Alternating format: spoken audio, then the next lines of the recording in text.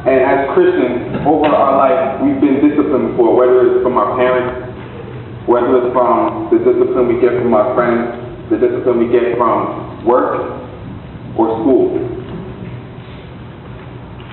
We take discipline, and if you look at it, we've been, I don't know about you, but when I was disciplined, I used to get a beating.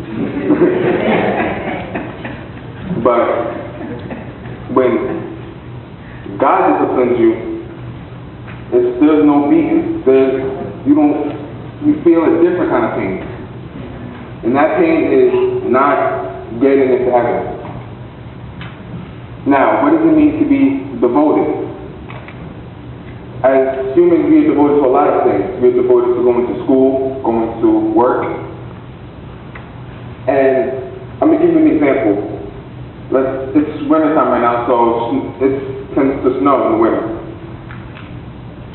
On snow days, I tend to see less people in church because of the snow outside. But let's take it to the middle of the week, where it's Wednesday or Tuesday, and there's still snow on the ground. You're going to get up and then go to work because there's that paycheck waiting for you at the end of the week. But why not come to church with that same snow on the floor? You got to ask yourself that. You have to wonder, why not serve the Lord when there's snow on the ground, when He's given you that job? He's giving you the strength to wake up that morning. He's giving you food to eat that morning and the clothes to wear that morning. And then I asked myself another question. Why is it that we act like this? Is it because we can't see Jesus? And I started thinking about blind people. And I started to think about two of the best musicians that this world has seen, Ray Charles and Stevie Wonder. Now, they're blind, but they sold millions of records, as we all know. We can't see Jesus, but that doesn't mean we have to be blind to Him. They use feeling to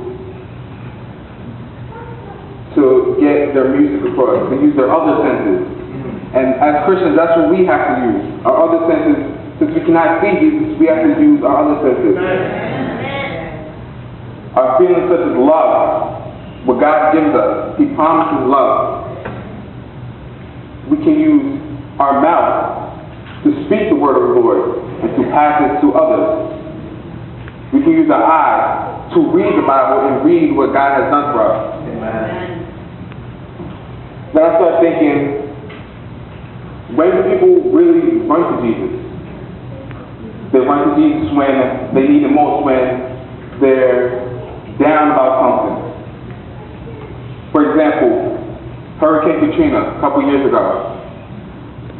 When that happened, people were running to church, running to the Lord, begging them, asking Him for a sign.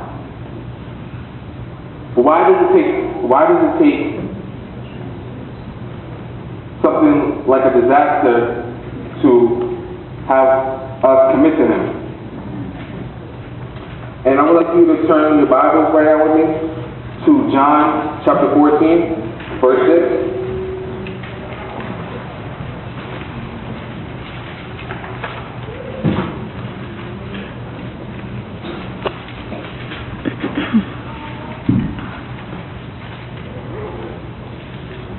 And it says, Jesus said unto him, I am the way, the truth, the life. No one comes to the Father except through me. So what this is saying is that no matter what you go through, there's always a way through it. We've come through storms, and we're going to go through storms. But while you're going through these storms, you have to realize that God is with you every step of the way. I remember when I got baptized here, I gave an example as my testimony of my favorite story is the footprint story. God is your footprint. He will walk with you all the way, and then when you feel down the most, He will pick you up and He will carry you through. Now, there is the ultimate sacrifice for not being a disciple of God, and that's not getting into the heavenly gate. Now, when you lock your keys into a car, you could either call OnStar, have them unlock your door, or you could go to a gas station and you get the mechanic with the long metal and he sticks the stick between your window and tries to unlock it. Well, there's a key that God holds, and you can't duplicate this key. Amen. You cannot go to a gas station to get the heavenly gate open. You cannot call OnStar to ask God to open the gate for you. You have to earn your way into heaven. You have to keep the faith.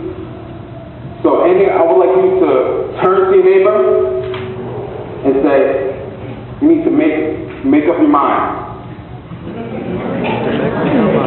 And then turn to your other neighbor and say the same thing, make up your mind. Because as Christians, we have to make up our mind. We have to make up our mind as to whether we want to get into the heavenly gates or not.